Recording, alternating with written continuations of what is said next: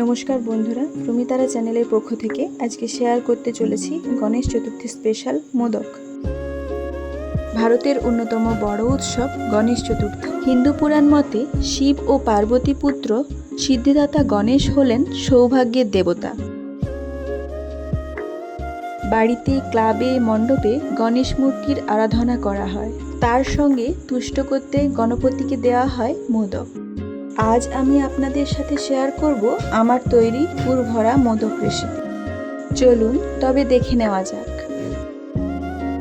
নারকেলের পুরটা করার জন্য গ্যাসে একটা কড়াই বসিয়ে এখানে দিয়ে দিচ্ছি 1 কাপ নারকেল আর হাফ কাপ গুড়। নারকেল আর গুড়টাকে ভালো করে মিশিয়ে নেব। নারকেলের সাথে গুড়টা যাতে তাড়াতাড়ি মিশে যায় সেই জন্য আমি গুড়টাকে গ্রেড করে নিয়েছি। মিশিয়ে নেওয়া হয়ে গেলে দিয়ে দিচ্ছি 1 চামচ গুঁড়ো দুধ। গুঁড়ো দুধটা মিশিয়ে নেব। এই সময় গ্যাসের ফ্লেমটা লোতে রেখে বারে বারে নাড়িয়ে নিতে হবে। মিশিয়ে নেওয়া হয়ে গেলে দিয়ে দিচ্ছি 1/4 কাপ কাজুর গুঁড়ো। কাজুর গুঁড়ো নারকেলের সাথে মিশিয়ে নিয়ে আরও 5 মিনিট নারকেলটাকে লো ফ্লেমে পাক দিয়ে নেব। দিয়ে দিচ্ছি এলাচ। 5 মিনিট পর দেখুন নারকেলের পুরটা পারফেক্ট তৈরি হয়ে গেছে। এবার গ্যাসের ফ্লেমটা অফ করে পুরটাকে একটা পাত্রে তুলে নেব। এখন মাওয়া তৈরি করার জন্য গ্যাসে একটা কড়াই বসিয়ে দিয়ে দিচ্ছি 1 চামচ ঘি। ঘিটাকে কড়াইয়ের চারপাশে ভালো করে মাখিয়ে নিয়ে দিয়ে দেব 1 কাপ দুধ। দুধটা যখন ফুটে উঠবে তখন এর মধ্যে দিয়ে দেবো 1 কাপ গুঁড়ো দুধ। গ্যাসের ফ্লেমটা লোতে রেখে গুঁড়ো দুধটাকে দুধটার সাথে ভালোভাবে মিশিয়ে নেব। ভালো করে মেশানো হয়ে গেলে দিয়ে দিচ্ছি 1 কাপ খোয়া ক্ষীর। খোয়া ক্ষীরটা দুধটার সাথে ভালো করে মিশিয়ে নেব।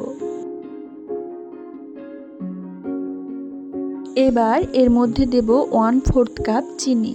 চিনিটাকে মিশিয়ে নিয়ে লো ফ্লেমে মাওয়াটাকে বারে বারে নাড়িয়ে নিয়ে ততক্ষণ অবধি মাওয়াটাকে জাল দেব যতক্ষণ না মাওয়াটা কড়াই থেকে ছেড়ে যায় আর একটা মণ্ড তৈরি হয়। দেখুন মাওয়াটা আমার পারফেক্ট তৈরি হয়ে গেছে। এবার মাওয়াটাকে একটা পাত্রে তুলে নিয়ে ঠান্ডা হতে সময় দেব। এখন মোদক তৈরি করার জন্য একটা মোদক মোল্ডে ভালো করে ঘি লাগিয়ে নিচ্ছি।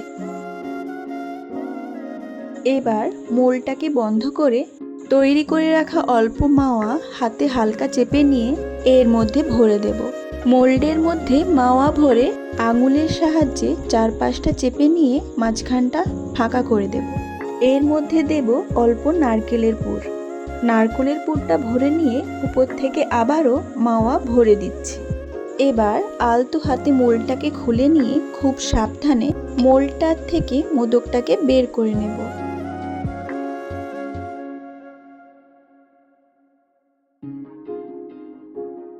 এইভাবে আরও একটা মোদক আমি তৈরি করে আপনাদের দেখাচ্ছি।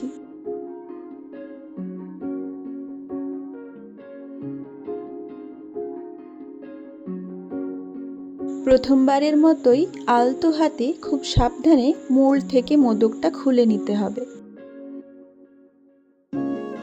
দেখুন নারকেলের পুর ভরা মাওয়া মোদক রেডি হয়ে গেছে। আশা করি আমার এই রেসিপিটা আপনাদের ভালো লাগবে। আর ভালো লাগলে লাইক, কমেন্ট, শেয়ার অতি অবশ্যই করবেন।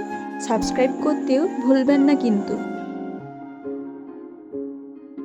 দেখা হচ্ছে পরবর্তী এপিসোডে নতুন কোনো রেসিপি নিয়ে।